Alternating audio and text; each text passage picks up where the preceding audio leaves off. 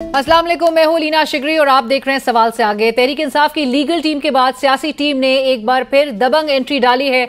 आज अडियाला जेल में पीटीआई के सियासी रहनुमाओं ने बानी पीटीआई से मुलाकात की, जिनमें लीगल टीम का कोई शख्स मौजूद नहीं था। पीटीआई रहनुमाओं में उमर अयूब, शिबली फराज, रऊफ हसन और असद कैसर को मुलाकात की इजाजत मिली, जबकि मुजम्मिल असलम और खालिद खुर्शीद समेत 7 अफराद को मुलाकात से रोक दिया गया। अहम बात तो यह कि सैफुल्लाह नियाजी को मुलाकात की इजाजत दी गई। ये वही सैफुल्लाह नियाजी साहब हैं जो गुज़िश्ता साल प्रेस कॉन्फ्रेंस करके तहरीक इंसाफ से अलहदगी इख्तियार कर चुके थे और आज बड़े सवालात आयद हो रहे हैं कि इनको कैसे मुलाकात की इजाजत मिल गई। बानी पीटीआई से मुलाकात के बाद तहरीक इंसाफ के रहनुमाओं ने मीडिया से गुफ्तगू की और ईद के बाद ग्रास की छतरी तले एहतजाजी तहरीक शुरू करने का ऐलान किया। पीटीआई रहनुमा असद कैसर ने कहा, बानी पीटीआई का पैगाम है, चोरी शुदा मैंडेट के लिए जद्दोजहद जारी रखनी है। मैं एक बात बिल्कुल क्लियर करना चाहता हूँ कि इंशाअल्लाह ताला ईद के बाद हमें भरपूर तरीके से तहरीक लॉन्च कर रहे हैं और जो पॉलिटिकल पार्टी जो हमारे साथ हमें एलाइज बन गई हैं, जिसमें महमूद अचकज़ई साहब, अख्तर मेंगल साहब, जमात इस्लामी, MWM और पाकिस्तान तहरीक इंसाफ और सुन्नी तहरीक, हमारी नेक्स्ट मीटिंग जो है ना कोयटा में होगी 12 तारीख को अख्तर मेंगल साहब के घर पे। वहाँ से हम पूरे मुल्क में जलसों का शेड्यूल देंगे। जहां एक तरफ तहरीक इंसाफ अदलिया की आज़ादी की बात कर रही है, तो वहीं पीटीआई की लीगल टीम के रुकन बाबर अवान साहब ने जजेस के मामले पर रद्द-ए-अमल देते हुए कहा कि इस्लामाबाद हाईकोर्ट को खत्म करने की साजिश की जा रही है। इस्लामाबाद हाईकोर्ट को खत्म करने की साजिश हो रही है। खास तौर पे जो जस्टिस बाबर सत्तार साहब की जजमेंट आई, उस जजमेंट के बाद इस हाई कोर्ट को खत्म करने की कोशिशें तेज कर दी गई हैं। दूसरी जानिब इस्लामाबाद हाईकोर्ट में बानी पीटीआई और शाह महमूद कुरैशी की साइफर केस की अपील पर समाअत शुरू हुई तो बैरिस्टर सलमान सफदर ने कहा कि अमूमी तौर पर जब कोई वकील हाथी निकाल दे तो दुम निकालने की जरूरत नहीं होती। Chief justice Islamabad high court justice Aamir Farooq ने रिमार्क्स दिए कि आप पर जो सेक्शंस लगी हुई हैं उन पर आपने अदालत की मावनत करनी है। बैरिस्टर सलमान सफदर ने कहा कि रमजान में जब आप काम करते हैं तो ईद से पहले ईदी मिलने का तकाजा होता है। चीफ जस्टिस इस्लामाबाद हाईकोर्ट ने कहा कि साइफर केस में सेक्शन 1C यानी लापरवाही या 1D जानबूझकर, दोनों में बैक वक्त सजा नहीं दी जा सकती। फर्ज करें इल्जाम दुरुस्त है तब भी 2 साल से ज्यादा सजा नहीं दी जा सकती। साइफर कॉपी आजम खान तक आई है, ये तस्लीम शुदा है। सेक्शन 1C और 1D में तो शाह महमूद कुरैशी का कोई किरदार ही नहीं, उन पर और चार्ज है। साइफर डिकोड हुआ, 8 कॉपियां तैयार होकर मुख्तलिफ लोगों को गई। वजीर आजम का सेक्रेटरी कहता है कि मैंने वो बानी पीटीआई को दे दी थी। सेक्रेटरी कहता है कि बाद में जब वो कॉपी दोबारा मांगी तो गुम हो चुकी थी। अदालत ने इस्तफसार किया कि सेक्रेटरी जब वजीर आजम को चीजें शेयर करता है तो क्या वो इनफॉर्मल होता है। बैरिस्टर सलमान सफदर ने कहा कि साइफर की कॉपी उमूमी तौर पर 1 साल के बाद आती है, तो बानी पीटीआई को कबल इस वक्त ही नोटिस क्यों कर दिया गया। दलाइल के बाद समाअत 16 अप्रैल तक मुलतवी कर दी गई। दूसरी जानिब चीफ जस्टिस पेशावर हाईकोर्ट का चीफ जस्टिस ऑफ पाकिस्तान से शिकवा सामने आया है। चीफ जस्टिस पेशावर हाईकोर्ट ने chief justice of Pakistan justice Qazi Faez Isa के नाम खत लिखा। Chief justice Peshawar high court justice Mohammad Ibrahim Khan ने खत में सुप्रीम कोर्ट जजेस तैनातियों में खैबर पख्तूनख्वा को नजरअंदाज करने का शिकवा किया। खत में लिखा गया कि सुप्रीम कोर्ट में जजों की तकर्रुरी में मनमानी, इम्तियाजी सलूक और जानिबदारी के हवाले से मैं भारी दिल और मायूसी के एहसास के साथ आपको खत लिख रहा हूं। सुप्रीम कोर्ट में 4 असामियां थीं, लेकिन बलूचिस्तान हाई कोर्ट के जस्टिस नईम अख्तर अफगान को तैनात करके सिर्फ 1 असामी पुर की गई। 1 जज तैनात हुआ, वो भी आपके सूबे से। इस फैसले पर मायूसी हुई, लेकिन मेरी सीनियरिटी, अहलियत और सुप्रीम कोर्ट में असामियों की दस्तयाबी के बावजूद मेरे नाम पर गौर क्यों नहीं किया गया। पाकिस्तान के तमाम हाई कोर्ट्स के चीफ जस्टिस में दूसरा सीनियर तरीन चीफ जस्टिस हूं। मैं जुडिशल कमीशन ऑफ पाकिस्तान और सुप्रीम जुडिशल काउंसिल का रुकन भी हूं। तवक्को थी सुप्रीम कोर्ट में तकर्रुरी के लिए फेहरिस्त में शामिल होऊंगा। अगर मैं सुप्रीम कोर्ट के जज के तौर पर तैनात होने के लिए मौजूद ना पाया जाता तो मैं फैसले को खुशी से कबूल कर लेता। 1 असामी पर तकर्रुरी के इस फैसले ने मुझे परेशान और हकीकी जवाबात की तलाश में छोड़ दिया है। मैं असामियों को पुर ना करने की मुमकिना वजूहात के बारे में सोच रहा हूं, लेकिन कोई मंतकी और कायल करने वाली वजह जहन में नहीं आ सकी। बदकिस्मती से मेरे पास ऐसे जाती राब्तों की कमी है जो अक्सर ऐसी अपॉइंटमेंट्स में अपना किरदार अदा करते हैं। मैं अपने ज़मीर की वजह से मजबूर हूं कि मैं जज साहिबान और अपने आला इदारे के सामने पहले हकायक कलम बंद करूं। और नाज़रीन, इस वक्त हमें ज्वाइन कर रहे हैं तर्जुमान पाकिस्तान तहरीक इंसाफ शोएब शाहीन साहब। He is also legal expert, senior माहिर कानून हैं। शोएब साहब अस्सलाम वालेकुम, बहुत शुक्रिया हमें ज्वाइन करने के लिए। शोएब साहब, आज इमरान खान साहब से आपकी जमात के अरकान ने जाके, रहनुमाओं ने जाके मुलाकात की है। फोकल पर्सन्स भी तय कर लिया गया है कि खान साहब की अप्रूवल के साथ कौन कौन उनसे मुलाकात करेगा। कुछ बड़ी अनयूजुअल सी चीज़ें भी हुई हैं, वो मैं आगे चल के प्रोग्राम में आपसे ज़रूर डिस्कस करना चाहूँगी। But starting of with the fact, जो अनाउंसमेंट्स की गई इस मुलाकात के बाद, असद कैसर साहब ने भी कहा कि ईद के बाद अब एक मुल्कगीर एहतजाज की तरफ जो है वो जाया जा रहा है। प्रोटेस्ट होगा, आगाज उसका पशीन से होगा और it will be under the umbrella of a grand alliance, जो कि बलूचिस्तान से अब आगाज होगा। क्या इम्पैक्ट क्रिएट करेगी शोएब साहब बलूचिस्तान में ये कैंपेन? देखिए, बलूचिस्तान से आगाज करने जा रहे हैं, उसका ये मतलब नहीं है कि सिर्फ बलूचिस्तान में करेंगे। बलूचिस्तान से आगाज होगा और इस्लामाबाद तक होगा। एक बात तय है कि इन लोगों के पास ना अखलाकी जवाज़ है, ना ही कानूनी और आईनी जवाज़ है कि ये अक्युपाई करके बैठ सकें। जिस अंदाज से इन्होंने डाकाजनी के जरिए इक़्तिदार पे कब्जा किया है, ये तो जंगों में भी ऐसा नहीं होता जो कुछ इन्होंने इस सूरत हाल में किया है। और आते साथ ही जिस तरह बिजली गैस की महंगाई का जो एक तूफ़ान है, वो तूफ़ान है बदतमीज़ी, वो लोगों के ऊपर मुसल्लत करने जा रहे हैं। ये तो PTM 1 को भी लोग भूल जाएंगे जो कुछ करने जा रहे हैं। इनका वाहिद हल ये है कि इनको उठा करके बाहर फेंका जाए और ड्यूली इलेक्टेड रिप्रेजेंटेटिव जो हैं वो इक़्तिदार संभालें, यहाँ सियासी इस्तेहकाम लाएं, यहाँ रिफॉर्म्स करें, ओवरसीज़ यहाँ पैसे लेकर आएँ और यहाँ इन्वेस्टमेंट आएगी जो लेजिटिमेट गवर्नमेंट होगी और मुस्तहकम हुकूमत होगी। राइट शोएब साहब, ये तो आप चाहते हैं। और अभी जो अदलिया में हो रहा है, जो कुछ सिनारियो बना है वो 6 जजेस के खत के बाद, उसके लिए भी आप लोग उनको भी सपोर्ट की अपनी यकीन दहानी कराते हुए अब जो ये एहतजाज करने जा रहे हैं, नेचुरली वो भी that will also be amongst the agenda, जो आप लोग के एजेंडा पे होगा। लेकिन जो हम बात करें कि आगाज आप लोग बलूचिस्तान से कर रहे हैं, पाकिस्तान तहरीक इंसाफ को लीड कौन करेगा? इस ग्रैंड अलायंस की बात की जा रही है जो अपोजिशन के इत्तेहादियों के साथ मिल के आप करेंगे।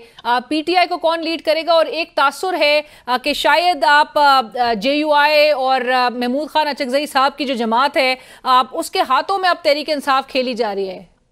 देखिए, तहरीक इंसाफ ना कभी किसी के हाथों में खेलती है, ना तहरीक इंसाफ को खेलने का शौक है। हमने अकेले इलेक्शन लड़ा और अल्हम्दुलिल्लाह पूरे पाकिस्तान से हम जीते हैं।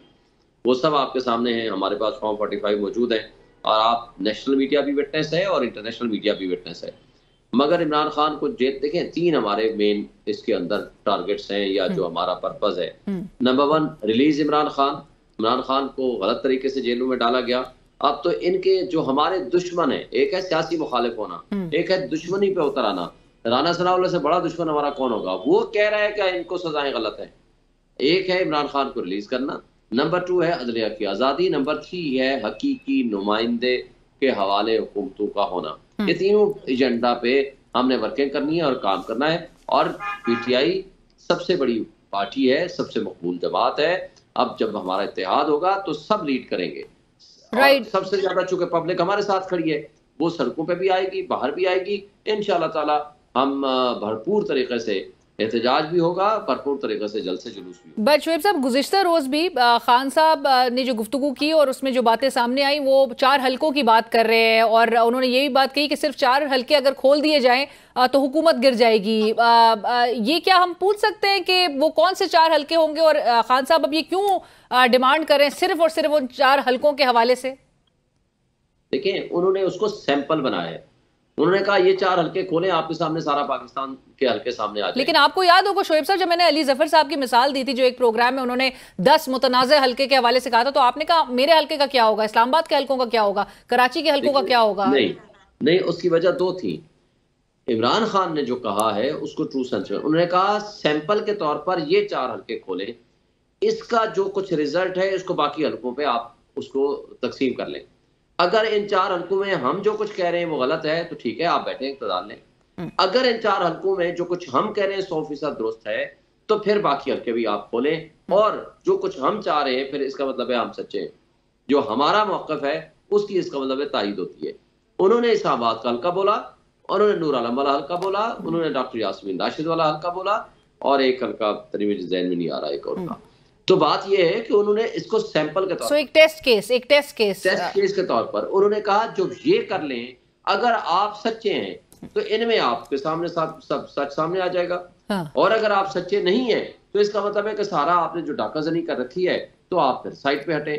तो ये था उनका पर्पस। और असल बात ये है कि इस वक्त आपको पब्लिक सपोर्ट की स्ट्रॉन्ग गवर्नमेंट जरूरत है जो रिफॉर्म्स कर सके, जो ओवरसीज को एंगेज करके पैसा ला सके। उसके अलावा जो तरीकाकार आप करेंगे ये मुल्क की तबाही होगी। ये आप इसके ऊपर लोगों के ऊपर जुल्म ढाएंगे। लोग आज जिस तरह सिविल वॉर की कैफियत होने जा रही है, अल्लाह माफ करे, जिस तरह लोगों के मार धाड़ डाकाजनी इस्लामाबाद के अंदर, बाकी हर शहर के अंदर जो कुछ हो रहा है ये अनबिलीवेबल है। थोड़े एरिया पे कच्चे के डाकू मुसल्लत हैं, बाकी सारे एरिया पे पक्के के डाकू मुसल्लत हो चुके हैं। इन डाकू से निजात तभी हासिल हो सकती है जब पब्लिक निकलेगी, लोग निकलेंगे और इंशाअल्लाह ताला हम ये पर्पस हासिल करेंगे। बट शोएब साहब, आपको लगता है पब्लिक सपोर्ट की जहां पर आप बात करें उसको मोबिलाइज करने के हवाले से आपकी पार्टी अभी सही सिमत में चल रही है?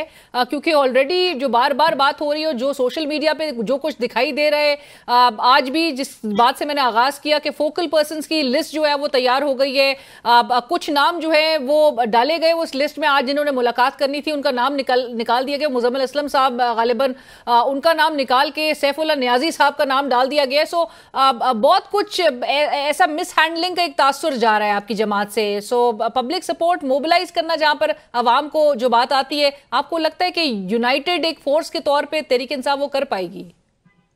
देखिए, ये मीडिया की सिर्फ कहानियां हैं कि जी जनाब फाइट नजर आ रही है या ये बहरहाल स्टेटमेंट से तो नजर आ रहा है मीडिया क्या कहानियां बना रहे हैं। मैं बताता हूँ।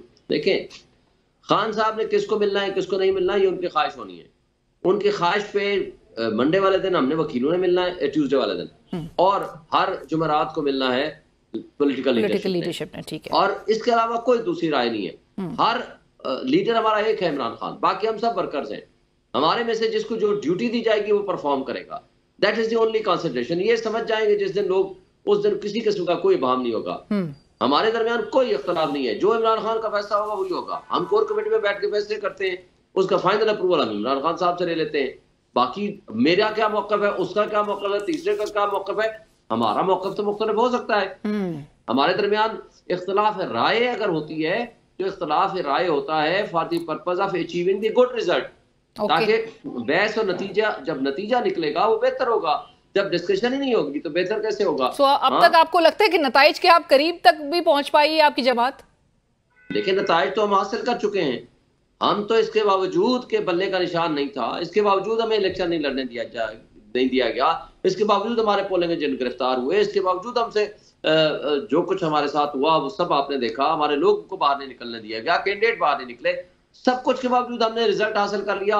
80% सीटें हमने जीत ली, 180 सीटें हमने लेकर बैठे हुए हैं। लेकिन अब डाका और जोर और जबर, उसका क्या इलाज है? उसका इलाज तो फिर हम मोबिलाइजेशन है, मूवमेंट है जो हम करने जा रहे हैं। क्योंकि आईन आप नहीं मानते, कानून आप नहीं मानते, जोर जबर और के जरिए आप 70 अरब रुपए का आपने इलेक्शन कराया, एक 20 रुपए का बाल पर उठाया, उसमें कटिंग की, टेम्परिंग की, उठा करके नया रिजल्ट दे दिया। अगर आपने आईन और कानून की पामाली और जमहूरियत का तमाशा करके ये साबित करना है कि हम मुल्क बड़े अच्छे तरीके से चला रहे हैं, तो ये मुल्क चलने के तरीके और ढंग इस मॉडर्न वर्ल्ड में नहीं हुआ करते। राइट। शोएब साहब, मुझे ये बताइए कि जो अभी मैं बात मेंशन कर रही थी कि आज जिन लोगों ने मिलना था उनमें, उस लिस्ट में मुजम्मिल साहब का नाम था, मुजम्मिल असलम साहब का, वो उनको मिलने की इजाजत नहीं दी गई। और सैफुल्लाह नियाजी साहब जिन्होंने गुज़िश्ता साल प्रेस कॉन्फ्रेंस करके पार्टी छोड़ दी थी, आज वो इमरान खान साहब से मिले हैं। सो आपने अभी कहा कि इमरान खान साहब से जो मिलता है वो उनकी अप्रूवल से मिलता है। खान साहब सैफुल्लाह नियाजी साहब से आपके ख्याल में मिलना चाहते होंगे? मेरे ख्याल है इसमें दो मसाइल हैं। एक वो लिस्ट आती है जिसको इमरान खान साहब मिलना चाहते हैं और उसकी फाइनल अप्रूवल देता है जेल सुप्रिटेंडेंट। अब जेल सुप्रिटेंडेंट अगर बदमाशी पे उतर आए, वो ना मिलने दे, तो फिर मैं और आप तो कुछ नहीं कर सकते ना, क्योंकि वो ऑफिशियल है। आपको पता है कि हम 1.5 किलोमीटर दूर गाड़ियां खड़ी करते हैं, वहां से हर बंदे को, हर रेडी वाले को भी वहां से जाने की इजाजत है।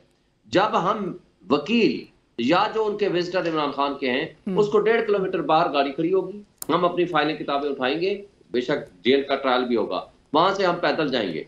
हमें वहां अपनी गाड़ी ड्राइवर के साथ वहां गेट तक छोड़ने की इजाजत नहीं है। या तो ये हो ना कि उन्हें कार्डन ऑफ किया हुआ हो, एक रेडी वाला, होटल वाला, कोई भी शख्स वहां से जा सकता है, सिवाय इमरान खान का विजिटर या इमरान खान का वकील, वो वहां से नहीं जा सकता। 1.5 किलोमीटर को 2 किलोमीटर दूर गाड़ी खड़ी करेगा और वहां से पैदल जाएगा। अब अगर आप देखें, जब आपने कोई कानून और कायदे के मुताबिक नहीं चलना, बदमाशी करनी है, तो फिर उसका तो कोई हल नहीं है। राइट, बट मुझे ठीक है, समझ आती है कि लिस्ट में वो शामिल थे और जेल सुप्रीडेंट ने नहीं मिलने दिया, ये तो जेल सुप्रीडेंट की या गवर्नमेंट ऑफिशियल, बट जिनको मिलने दिया उनका लिस्ट पे नाम नहीं था। सैफुल्लाह नियाजी साहब, आज खबरें यही गर्दिश करती रही।